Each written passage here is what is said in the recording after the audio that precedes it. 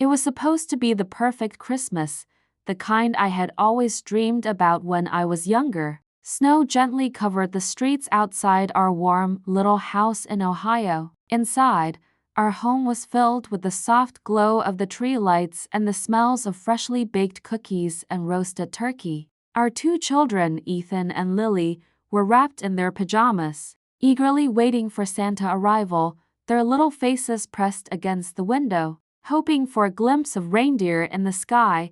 I had spent weeks preparing for this moment. Christmas Eve dinner was my tradition, and I always took pride in making it as special as possible. Tom, my husband of 22 years, had promised he would be home in time to share the meal with us. I had spent the afternoon in the kitchen, preparing the turkey, the mashed potatoes, and all the fixings, just as I always did. But something felt off this year. Tom had been quieter than usual, his thoughts clearly elsewhere, but I didn't let myself think too much about it. After all, it was Christmas Eve. Surely, everything would fall into place. By 7 p.m., the table was set. The wine was opened, and the children were still buzzing with excitement. I could hear their chatter from the other room as they talked about the presents they hoped to receive. But Tom wasn't here yet. That wasn't unusual, I told myself. Sometimes work kept him late, but the clock kept ticking,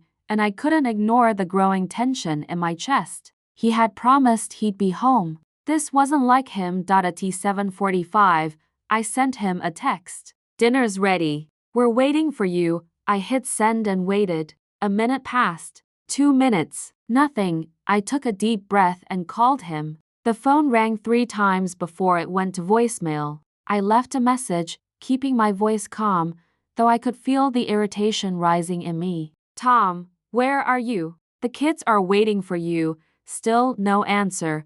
Maybe he's just stuck in traffic, I muttered to myself, trying to reason with my growing anxiety. It was snowing, after all, and the roads could be treacherous. But that didn't feel right. It wasn't just the lateness. It was something in the air, something that made my chest tight and my mind race. Why wasn't he answering? He was always so responsive, especially on days like this.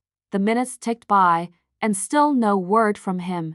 I watched as Ethan and Lily continued to play with their toys in the living room, occasionally glancing up at me, their faces full of innocent joy. I tried to smile at them, to hide the concern that was growing like a weight on my chest. I didn't want them to see me unravel. By 9 p.m., I was pacing the house. The tree lights flickered in time with my footsteps, casting long shadows across the walls. I couldn't shake the feeling that something wasn't right. It wasn't just the lateness, it was the silence. Tom had always been so good about staying in touch. Even when he was late, he would text or call. This time, nothing. I tried calling again. No answer. I called the office, hoping to hear from someone there. "Mitchell and Howe Associates, how may I help you?" The receptionist's voice was light and pleasant, but it grated on me in that moment. "Hi, this is Janet Miller. I'm calling for my husband, Tom. I just wanted to check if he's still at the office." "Oh, Mrs. Miller. Mr. Miller left earlier today, around 6:30, the receptionist said. He said he was going home to be with his family for the holiday." My stomach dropped. 6:30? He'd left hours ago and never even called. Why hadn't he told me? "Are you sure?" I asked, trying to keep my voice steady. "He hasn't come home yet. I'm afraid I don't know anything more," she said, her voice beginning to fade into background noise. I hung up, my fingers trembling around the phone. The weight of the silence in the room felt unbearable. Tom had been gone for hours, and no one seemed to know where he was. The fact that he hadn't come home wasn't just frustrating, it was frightening. What could possibly be keeping him? I felt my heart pounding in my chest. Panic was starting to set in. I walked to the window and looked outside, as if somehow that would make everything make sense. The snow was falling more heavily now, the world outside turning into a blur of white. I could see the faint glow of Christmas lights from the houses down the street, but there was no sign of Tom's car, no headlights cutting through the darkness. I tried texting him again. my fingers shaking as I typed, "Where are you? The kids are asleep. We're waiting for you." Still, no response. It wasn't like him. I couldn't remember the last time he had been this unreachable. It was late, but I couldn't just sit here and wait. Something was wrong. I had to find him. I pulled on my coat and walked outside, the cold biting into my skin as I made my way to the driveway. Tom's car wasn't there, but I checked the neighbor's driveway anyway, just in case he had parked there. Maybe his car had broken down, or maybe he'd gotten a flat tire. But as I turned the corner, I saw nothing but empty streets. The silence was suffocating. I went back inside, my mind spinning, my heart racing with anxiety. I didn't know what to do next, but I couldn't just sit here and wait for a call that might never come. I had to find him. I tried calling his phone one more time, my voice barely above a whisper as I dialed. "Tom," I said when the voicemail picked up. "Please call me. We're waiting for you." I hung up, feeling more alone than I had ever felt in my life. There was no call, no explanation, nothing. It was Christmas Eve, and the man I had been married to for 22 years wasn't coming home. I didn't know what to do next, but I wasn't going to sit here and pretend everything was fine. I walked into the kitchen, pacing again, my mind racing with all the things I didn't want to think about. The cold weight of the silence pressed down on me, the space between us widening with every passing second. That's when I heard it, a soft ping from my phone, a text message from Tom. I opened it, expecting an apology, an explanation, anything. But what I found instead was a single, blunt message that sent my blood running cold. "I can't do this anymore."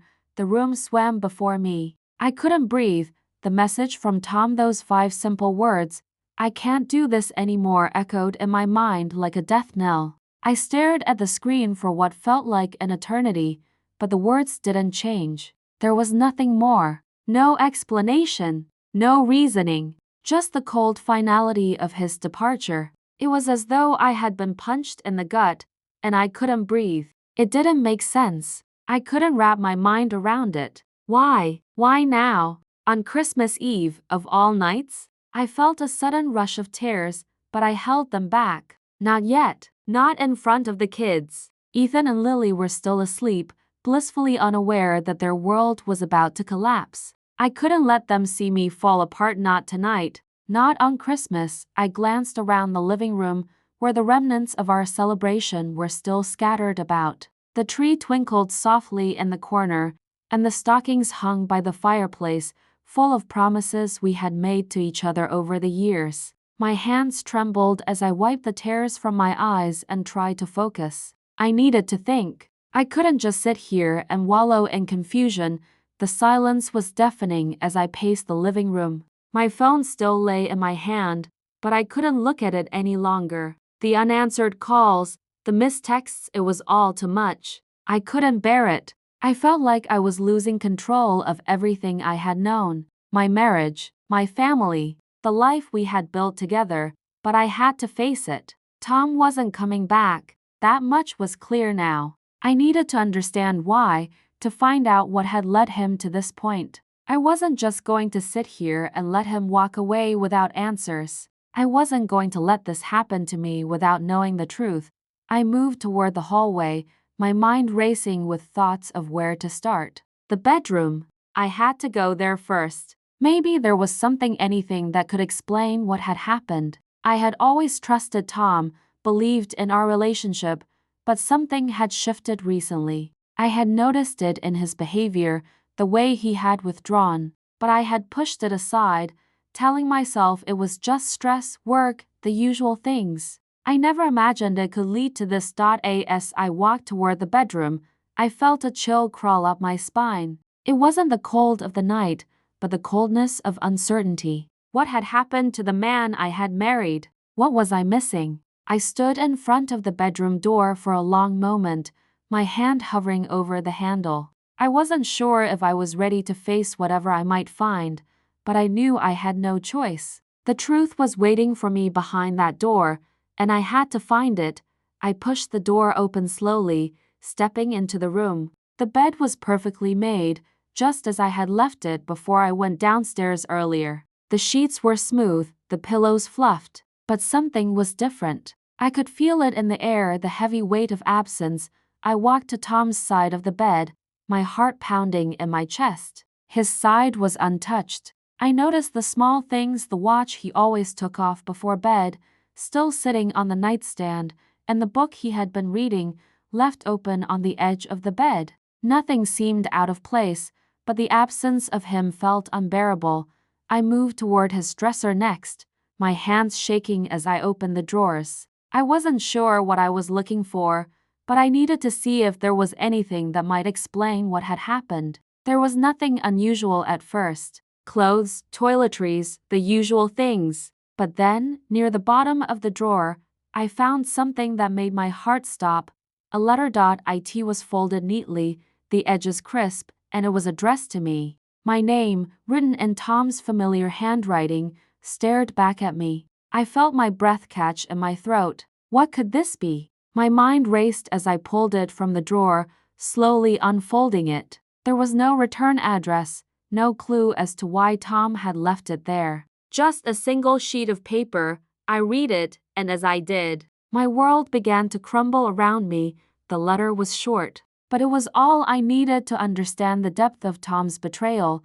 Janet, I can't do this anymore. I've been seeing someone else for the past few months. I never wanted you to find out this way, but I can't keep lying to you. I've made up my mind. I'm leaving. I don't want you to hate me, but I can't pretend anymore. You deserve better than this. I'll be gone by the time you read this. I'll leave everything in place for the kids. Don't worry about them. They'll be fine. Tom, I felt a wave of nausea wash over me as I reread the words. It was like a punch to the stomach. Seeing it written down made everything feel so real. Tom had been having an affair for months, and I had no idea. How could I not have known? How could I have been so blind? I dropped the letter on the bed, my hands trembling. The world around me blurred as I fought to hold back the tears that were threatening to spill over. I couldn't cry, not yet, not until I figured this out.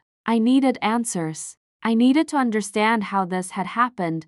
My thoughts were a chaotic mess. The holidays, the family dinners, the years we had spent together, it all seemed so meaningless now. How had I not seen this coming? How had Tom been able to keep this from me for so long? I stood there, staring at the letter in disbelief, feeling the weight of his words sinking in. But then something else caught my eye. A second envelope, tucked under the letter. This one was thicker, and it had a strange weight to it.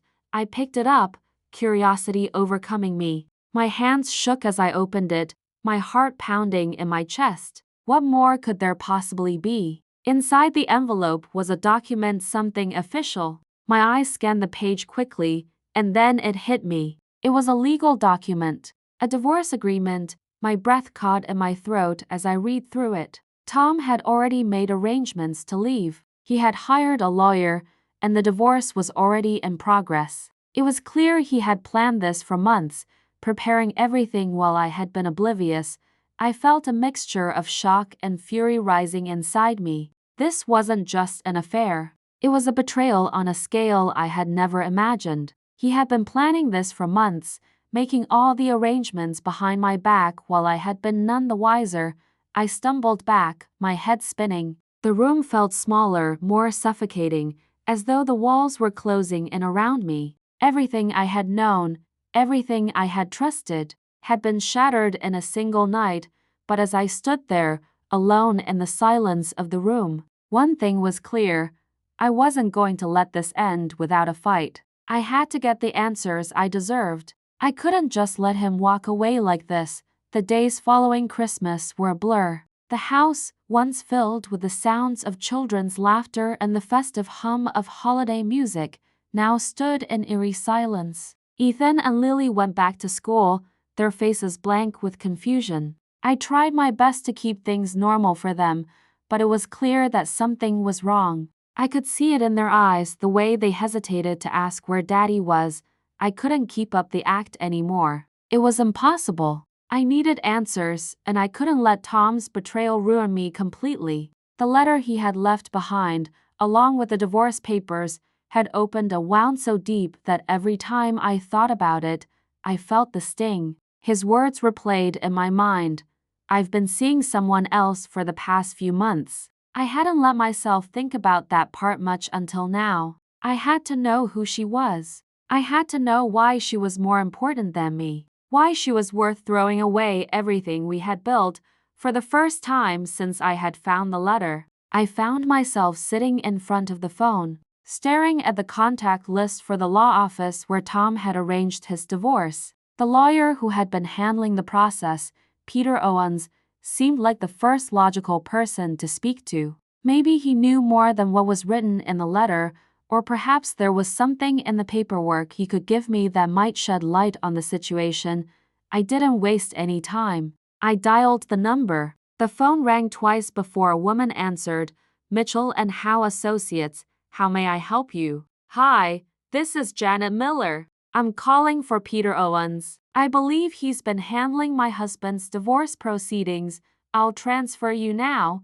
I held my breath as I waited for the transfer. My mind was racing. I wasn't sure what I was hoping for, but I needed something to give me a direction. I couldn't keep standing still while my whole life fell apart. Hello, Mrs. Miller? The voice on the other end was calm, detached. This is Peter Owens, Mr. Owens. I need to know more about the divorce. I need to know everything, I said, my voice shaking but steady. I don't understand what happened. Why now? Why Christmas? I'm afraid I can't go into the specifics of my client's case, Mrs. Miller, Peter said, his voice businesslike. As you know, your husband retained my services. He's the one who initiated the process. I know that. I snapped, a little more forcefully than I intended. I paused and took a deep breath. Please, Mr. Owens, I'm not asking for anything confidential. I just need to know who is she. There was a long silence on the other end. It felt like he was weighing something in his mind, but he finally spoke. Mrs. Miller, I understand you're upset, but I must remind you that this is a sensitive matter. I cannot divulge any information about the individual your husband is involved with. Then how am I supposed to move on with my life? I demanded, almost desperate. I have 2 children, Mr. Owens. My family's been torn apart, and I need to know who she is. Who's taken everything from me? He sighed. I'm sorry for what you're going through, Mrs. Miller, but I'm afraid there's not much I can do to help. I clenched the phone, feeling as if the walls around me were closing in. But then, as if something inside me snapped, I pushed back. Fine, I said, my voice cold now. But I'll find out on my own. There was a long pause before Peter spoke again. Mrs. Miller, I understand. However, I would advise against doing anything that could complicate matters further. This is already a delicate situation, but it was too late. His warning didn't matter anymore. I hung up the phone, feeling a surge of frustration, but also something else, determination. I wasn't going to wait around for answers that might never come. If Peter Owens wouldn't help, I would find a way to do it myself. The next morning, I went through Tom's personal things. I knew it wasn't exactly respectful, but I was beyond caring about that. I had every right to know who she was, and I wasn't going to rest until I found out. I pulled open drawers, rifling through papers, hoping for a clue. I found receipts, old bills, and random papers, but nothing about her. No name, no trace. It was as though Tom had erased every trace of his affair from our home. But then, I found something, an email on his old laptop. It was a long shot, but at this point, it was the only lead I had. I sat down at the desk, my hands shaking as I opened the laptop. It had been months since I'd last seen him use it, but the password was easy to guess: his birthday.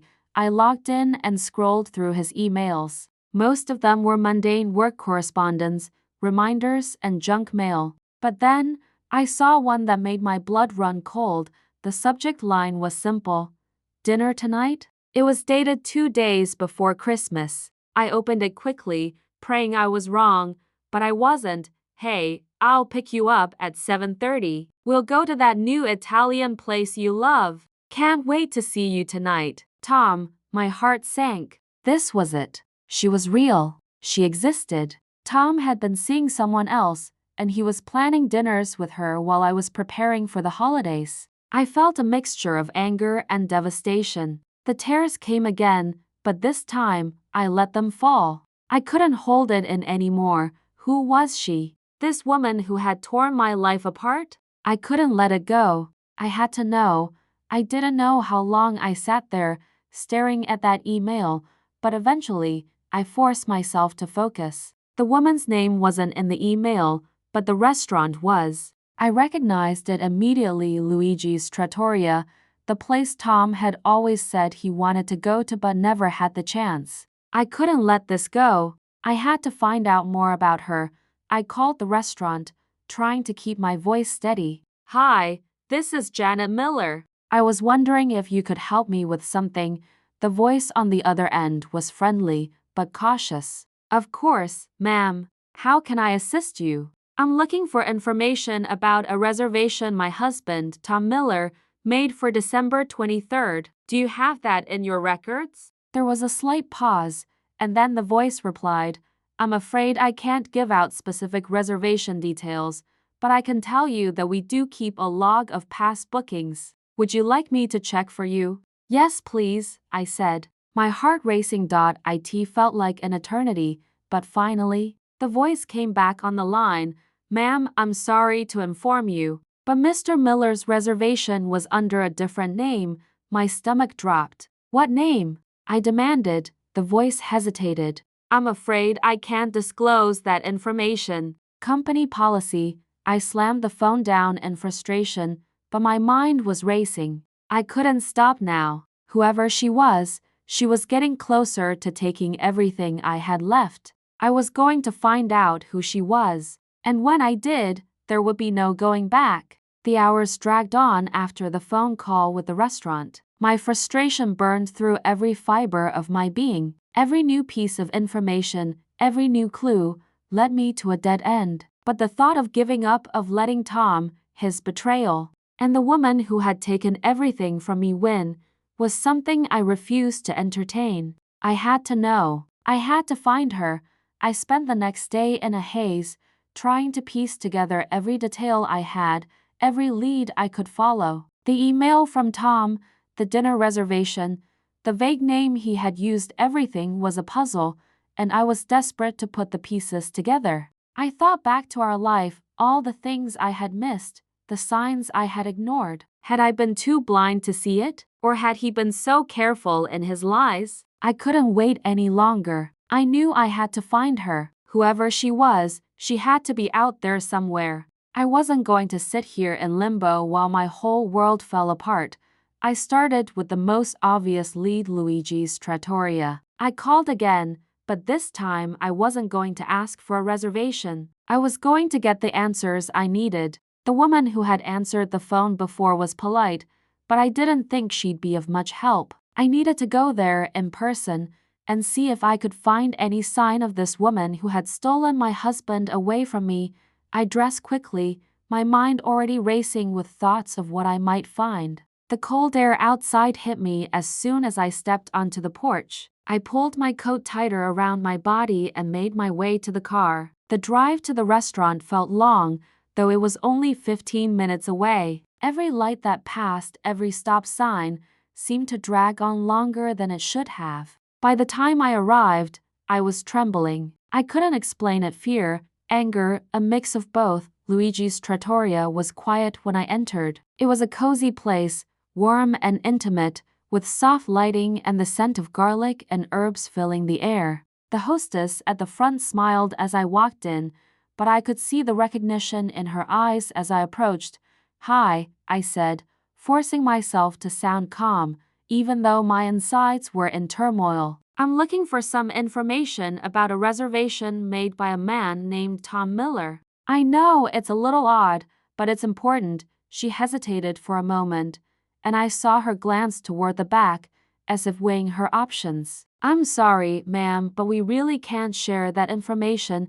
she said, her voice polite but firm. It's against our policy. I knew I couldn't push too hard here. I understand, I said, taking a deep breath. But I'm not looking for anything personal. I just want to know if a woman was with him that night. That's all I'm asking. She blinked, clearly taken aback. I'm not sure what you mean, but I can't look, I interrupted, trying to keep my voice steady. I'm not trying to cause any trouble. I just need to know who my husband was with. You don't even have to tell me her name. I just need to know if she was here. There was a long pause. I could feel her uncertainty, but I didn't back down. If you don't mind, I said softly, I could come back tomorrow and speak with the manager. Maybe he'll be more willing to help me. I can check with him, she said, her voice lower now. She picked up the phone and dialed the manager. After a few minutes of waiting, she hung up and looked at me. He says you can look at the reservation book, she said hesitantly. But only if you promise not to cause any trouble. I promise, I said quickly. I had no intention of causing trouble, but I was determined to find out what I needed. She led me to the back, and I followed her nervously, my heart pounding with every step. She opened the ledger and pointed to the reservation book. It was filled with names and dates, but one name jumped out at me, Tom Miller. There it was. I scanned the page and saw that the reservation was under his name, just as I had expected. But there, beside it, was something I hadn't anticipated, a name, Clara Bennett. The words hit me like a slap in the face. Clara Bennett. It wasn't just a name. It was the name of the woman who had stolen my husband. I couldn't speak. I could barely breathe. I just stared at the name for a long moment, trying to wrap my mind around the fact that this woman, this Clara, had been with Tom all along, and I had never even known. I'm sorry, the hostess said softly, but I can't give you any more information. That's all I can do. I nodded numbly, my mind still reeling. I was so close, but it felt like the answers were slipping through my fingers. I stood there for a moment, staring at the reservation book as if it held the key to everything. But I knew what I had to do next. I had to find Clara Bennett. I had to confront her. I left the restaurant with the name burning in my mind. Clara Bennett. I didn't know anything about her yet, but I was going to find her. This was the woman who had torn apart my life, who had taken everything from me. I wasn't going to let her get away with it. The first thing I did when I got home was search for her online. It didn't take long to find her. Clara Bennett, 32 years old, a real estate agent who worked at a firm not far from my home. There was a photo of her, a smiling, attractive woman, standing in front of a luxury condo. It felt like a punch to my gut. I found her address, her office number, and everything I needed to know. But then something else caught my eye, a blog post, an interview with her where she mentioned her recent engagement. I stared at the photo, a knot tightening in my stomach. She was engaged. She had been seeing my husband, and now she was planning a future with him. I had to confront her. I had to know the truth. The next morning, I dressed carefully, trying to keep my emotions in check. I couldn't let my anger get the best of me, not yet. I needed answers. I needed to hear her side of the story, but I also knew that once I confronted her, everything would change. I had no idea how she would react or what she would say, but I had to try. I drove to her office, my heart pounding the whole way there. I parked outside, took a deep breath, and walked inside. The receptionist looked up as I entered, her eyes scanning me for a moment before she spoke. "Can I help you?" "I'm looking for Clara Bennett," I said, trying to keep my voice steady. "I need to speak with her." The receptionist hesitated, then glanced at a desk behind her. Clara was there, talking to a client, her back turned to me. I could see her now, the woman who had torn my world apart. The woman who had stolen my husband. I wasn't sure what I expected, but I wasn't prepared for the moment when she turned around and locked eyes with me. The moment Clara turned around, our eyes met, her calm, almost serene expression colliding with the raw, searing pain that I was struggling to contain. It was as if the air around us shifted, and everything I had known, everything I had believed in, was hanging in the balance. She froze for just a second, her hand mid-motion, holding a pen as though time itself had decided to stand still. And then, just as quickly, her mask fell into place. She smiled, but it was thin, almost practiced. It wasn't a smile of kindness or empathy, but one of discomfort. "Can I help you?" Her voice was smooth, professional, but the tremor in her words told me that she knew exactly who I was. I took a deep breath, trying to steady myself. I wasn't here to lose control. I was here for answers. I'd come all this way, after everything I had already discovered, and now was the moment to demand the truth. "You're Clara Bennett," I said, the words coming out cold, calculated. She didn't flinch, but there was something in her eyes, something I hadn't expected. For a split second, there was a flash of guilt, then it was gone, replaced by a practiced neutrality. "Yes, I am," she replied. "What is it that you need?" "I need you to explain something to me," I said, stepping closer, my heart pounding with every word. "You've been seeing my husband, Tom, for months now, right? Well, I'd like to know why. What makes you so special that you could destroy my family?" She looked at me for a long moment, her eyes studying me, weighing me. For a second, I thought she might just brush me off, pretend to be innocent, maybe even deny everything. But instead, her lips parted and she sighed softly, as if she had been waiting for this confrontation, perhaps even expecting it. "Mrs. Miller," she said softly, her voice almost sympathetic. "I'm sorry. I never meant to hurt you." I laughed bitterly, the sound harsh in the quiet office. "Sorry," I repeated. "You're sorry. You've been sleeping with my husband, and you're sorry?" My voice wavered despite my best efforts to sound confident. "That's all you can say?" She seemed to choose her words carefully before speaking again, her tone steady yet softer now. "I never wanted things to go this far. I never wanted to hurt anyone, least of all you. But it's not as simple as you think."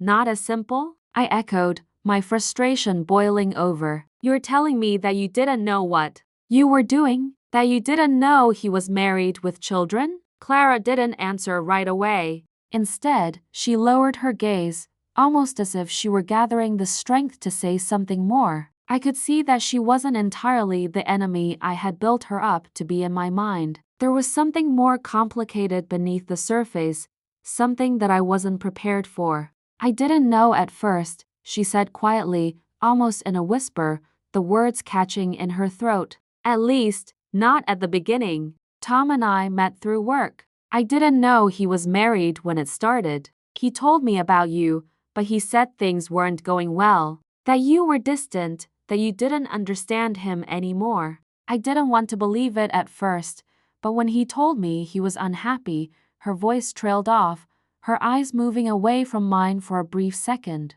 "I should have stopped. I should have walked away, but I didn't. And for that, I am sorry."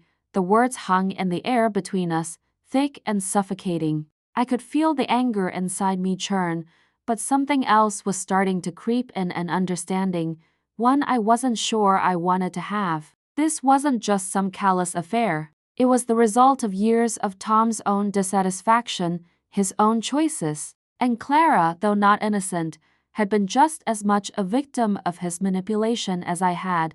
I wanted to scream at her, to tell her that none of this mattered, that none of her excuses could undo the pain she had caused. But instead, I found myself speaking, the words slipping out before I could stop them. "So, you knew about me? You knew he was married, and you still kept seeing him?" Clara nodded slowly, her face softening with regret. "I did, but he made it seem like you didn't care about him anymore. He talked about how lonely he felt, how you and he had drifted apart. He told me you were too busy with the kids, with everything else. I should have asked more questions. I should have waited for him to come clean. But I didn't, and now?" I demanded, my voice trembling despite myself. "Now, you're planning a future with him? After everything you've done?" Her expression faltered slightly, and for the first time since I walked in, I saw genuine pain in her eyes. "He told me that you were getting a divorce. He said it was already happening." He said it was only a matter of time before it was finalized. I thought we'd be together. I thought there was a chance for us. But I see now that I was wrong. I was just as much a part of this mess as he was. I stood there, speechless, my heart heavy with a mixture of emotions. Part of me wanted to lash out, to make her feel the way I felt, betrayed, hurt, torn apart. But another part of me, one I wasn't ready to acknowledge, understood her side, even if it didn't excuse her actions. The truth was, Clara wasn't the only one to blame. Tom had used both of us. He had told her lies, manipulated her, just as he had manipulated me. And the worst part was, I had believed him too. He had made me feel like I was the one at fault, like I was the one who had let our marriage slip through my fingers, all while he was quietly building a new life with someone else. Clara, I said after a long pause, my voice quieter now. You may not have meant to hurt me, but you did. And I can't just forget that. You're not the only one who has to live with the consequences of your choices. She nodded, tears welling in her eyes. I understand. I never wanted this. I never wanted to hurt you. I'm so sorry, Janet. Truly, I looked at her, taking in her words, but the anger, the betrayal, was still there. It wasn't something I could just walk away from. The damage was done. My life, my family, would never be the same. I turned toward the door, ready to leave. But as I reached for the handle, I stopped, one final thought bubbling up in my mind. I don't expect you to fix this, I said, my back still to her. But you should know, this isn't over. There are things I need to do, and I'm not done yet. I left the office without looking back. What I had learned from Clara, the truth she had shared with me, made it all too clear this wasn't just about Tom and me. It was about all of us, tangled in a web of lies and broken promises. And I wasn't going to let him or anyone else destroy me or my family any longer. The next few days felt like a blur. My mind was a tangle of emotions: anger, confusion, betrayal. After speaking with Clara, I thought I had learned everything I needed to know. But there was still one person left to confront. One person who had started it all, who had turned my world upside down. Tom. I had tried to hold it together for the kids, to pretend everything was fine, but I couldn't anymore. I was running on empty, and my entire life had been thrown into chaos. He had left me to pick up the pieces, and now it was time for him to face the reality of what he had done. I didn't want to wait any longer. I had avoided him for days, not answering his calls, not responding to his texts. But this time, I had to face him. I had to see the man who had betrayed me so completely, who had lied to me for months, and I had to hear the truth from his lips.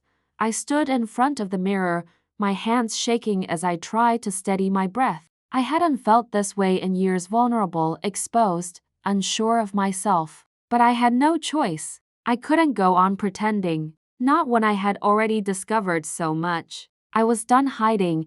I grabbed my coat and made my way out of the house, my footsteps echoing in the empty hallway. Ethan and Lily were at school, and I knew this was the only chance I would have to speak with him without distractions. I drove to Tom's apartment, the place he had been staying since he moved out. It wasn't far from our house, just a few miles down the road, but it felt like a world away. When I arrived, I parked outside, staring at the building for a moment. The apartment was nothing fancy, just a small, two-bedroom place with plain beige walls and a modest view of the street. It felt so far removed from the life we had shared, the home we had built together. I couldn't help but wonder how he could look at this place and think it was worth giving up everything for. I rang the buzzer. Tom answered almost immediately. "Janet, what's wrong? Are you okay?" His voice was cautious, as if he didn't know what to expect. I could hear the hesitation in his words, the uncertainty. He knew I had been avoiding him. He knew something was coming, but he couldn't have known how much he had hurt me. "I need to talk to you," I said, my voice steady but sharp. "I'm coming up." There was a long pause before he spoke again. "Okay, come on up." I climbed the stairs, my heart pounding with every step. When I reached his door, I knocked twice, and he opened it almost immediately. He looked tired, worn out, his shirt wrinkled, his hair unkempt. It seemed like he had been living in his own version of a dream, completely oblivious to the reality that had been unfolding around him. "Janet," I cut him off before he could finish. "Don't say it, Tom," I said, my voice low but firm. "Don't give me the apologies. Don't try to explain yourself. I'm done with that. I just need to hear the truth from you. I need you to tell me what you've done." He looked at me, his face drawn with guilt, but there was also something else, fear. He was afraid. For the first time, I saw him truly afraid of the consequences of his actions. It was a look I hadn't seen in years. "I didn't mean for it to happen like this," he said quietly. "I never wanted to hurt you, Janet. You know that." I raised my hand, silencing him. "Don't make excuses, Tom. Don't tell me you didn't mean it. You made a choice." Over and over again. "You chose her. You chose the lies. You chose to tear our family apart." He flinched, the words hitting him harder than I had expected. He took a step back, running his hand through his hair in frustration. "I don't know what happened. I've been so confused. I didn't know what I wanted. And then I met Clara, and she made me feel something I hadn't felt in years." "Feel?" I echoed, a bitter laugh escaping me. "You're telling me that she made you feel alive? That what you were feeling was so much more important than what we had? What about our family? What about me, Tom?" He looked down, unable to meet my gaze. "I don't know. I didn't know how to fix things with you. We were so disconnected." I felt like I was suffocating. I took a deep breath, trying to hold onto the anger that was threatening to slip away. I wanted him to feel what I felt. I wanted him to understand the depth of his betrayal, but I had to stay focused. I couldn't let him manipulate me any longer. "You weren't suffocating, Tom. You were lying. You were hiding. And you used me as your excuse. You used our family as an excuse for your own selfishness."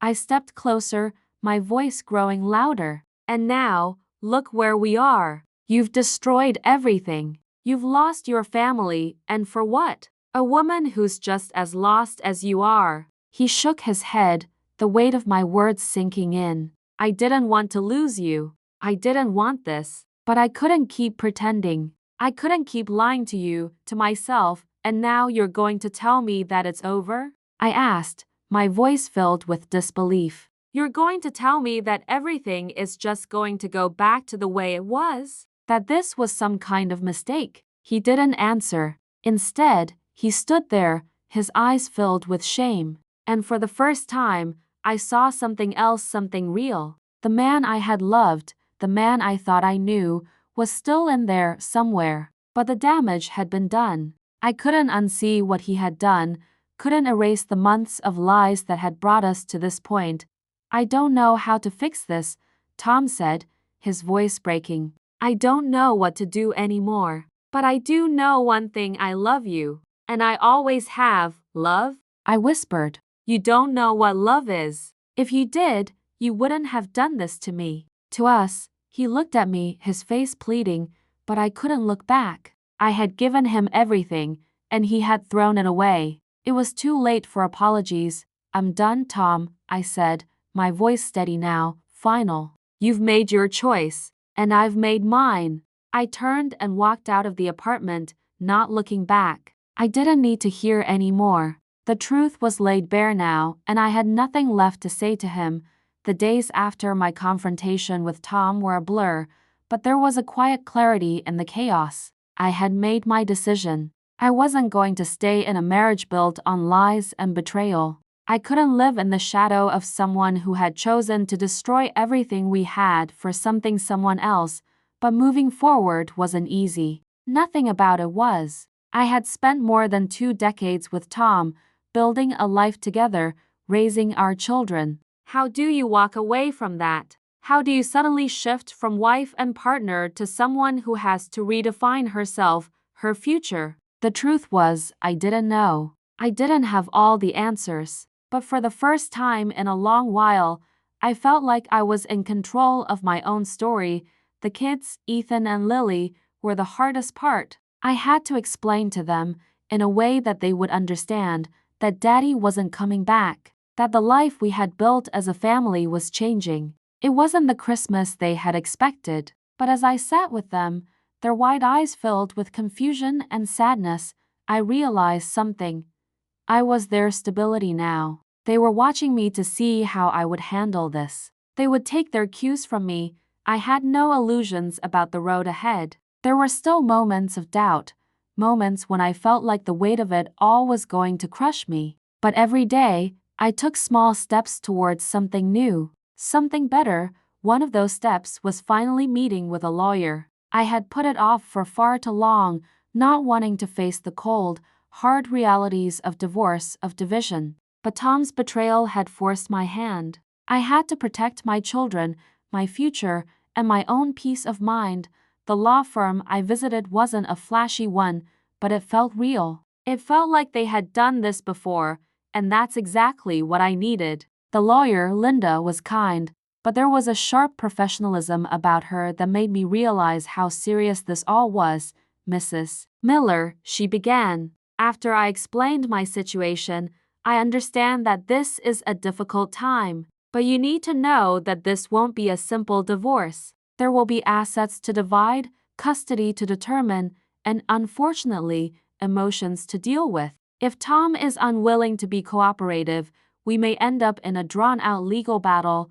I nodded, feeling the weight of her words settle over me. I'm prepared for that, I said, my voice steadier than I expected. I'm not doing this for revenge, but I can't let him walk away without facing the consequences of what he's done. Not just to me, but to our family. Linda looked at me, her expression thoughtful. You're not alone in this, Mrs. Miller. We'll make sure your rights are protected, and we'll take every necessary step to make sure you and your children have a future that isn't defined by his mistakes.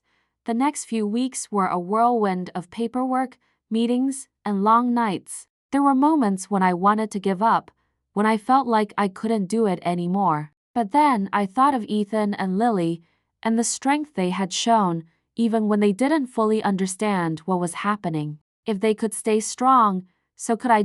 It wasn't just about the financial side of things though. It was about taking back my power. Tom had taken so much from me. He had betrayed my trust and shattered the life we had built together. But I wasn't going to let him take my dignity. I wasn't going to let him continue to control the narrative of our marriage. Then came the first hearing. It was a cold morning, the kind where you can feel the chill seep into your bones, no matter how warm your coat is. I walked into the courthouse, feeling a sense of finality. This wasn't just a legal process. It was the beginning of a new chapter, a chapter I was writing for myself and for my children. Tom, on the other hand, wasn't in the courtroom yet. I didn't expect him to show up, at least not right away. But when he did, I could see the change in him. Gone was the man who had confidently walked out on our marriage, the man who had been so sure of himself. Now, he looked smaller, diminished, like he was realizing the enormity of what he had done.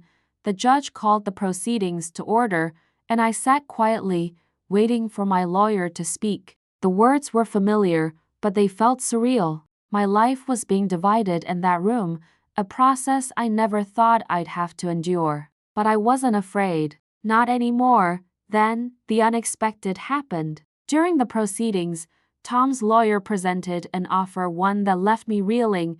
We are prepared to offer full custody to Mrs. Miller, with joint visitation rights and a fair division of assets. We also propose that Mrs. Miller retains the family home. For a moment, I thought I had misheard. I had expected Tom to fight me for custody, for everything. But instead, he was giving it all up. I glanced at Tom, who sat there in silence, avoiding my gaze. There was no anger in his eyes, no pride, only the weariness of someone who had lost everything. My lawyer turned to me, her eyebrows raised in surprise. "This is an unexpected turn," she said quietly. "Are you okay with this offer?" I didn't answer right away. I was still processing it. I had never imagined Tom would just give up. He hadn't been cooperative at any point in the past few months. The thought that he was now trying to make it easy for me was strange, but I knew it wasn't a sign of redemption. It was a sign of defeat. "I'll take it," I said, my voice firm. "But there's one condition." My lawyer raised an eyebrow. "What's that?" "I want an agreement that Tom will be responsible for counseling, for both the emotional damage he's caused to our children and the years of lies he told me. He has to own up to what he's done, and it can't just be swept under the rug." There was a long silence in the room, and even Tom's lawyer seemed to hesitate before speaking. Finally, they agreed to the condition. The judge nodded and made the final ruling.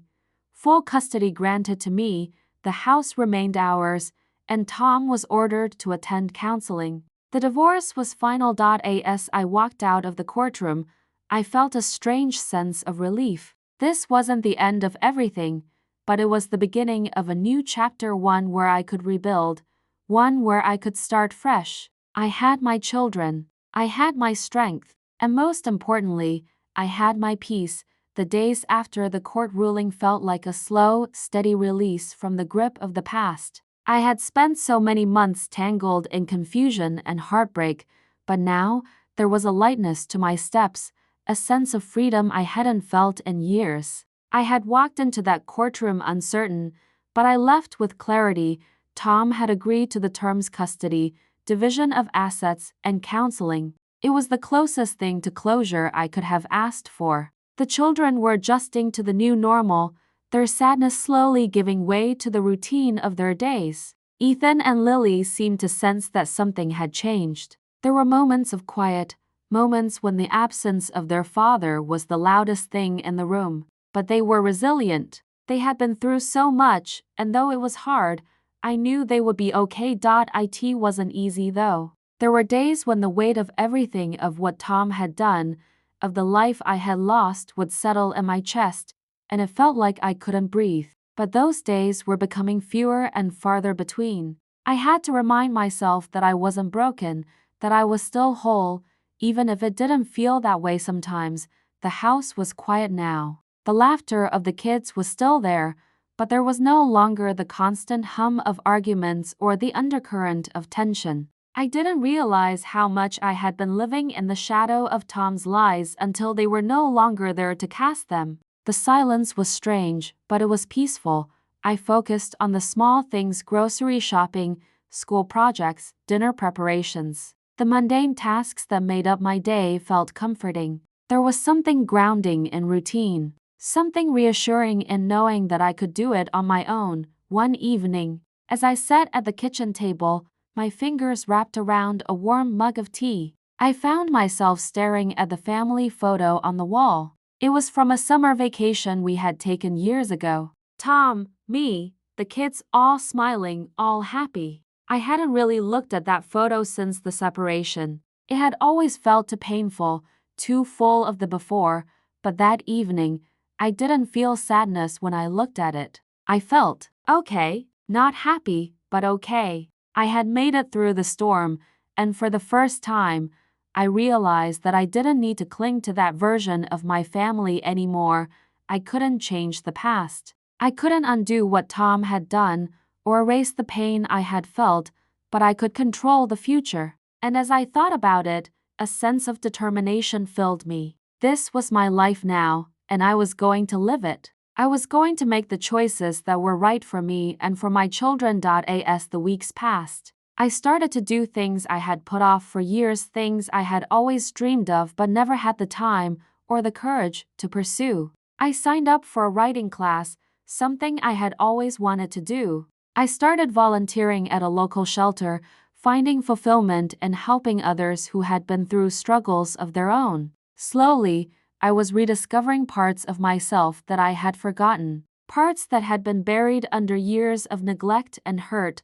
One day, as I was picking up Ethan and Lily from school, I saw Tom in the parking lot. He was standing by his car, talking to another parent. For a moment, my heart skipped a beat, but then, I took a deep breath and reminded myself that I had moved past him. He was no longer a part of my future. He saw me as I walked toward the car, and there was a moment of hesitation. He started to speak, but I raised my hand to stop him.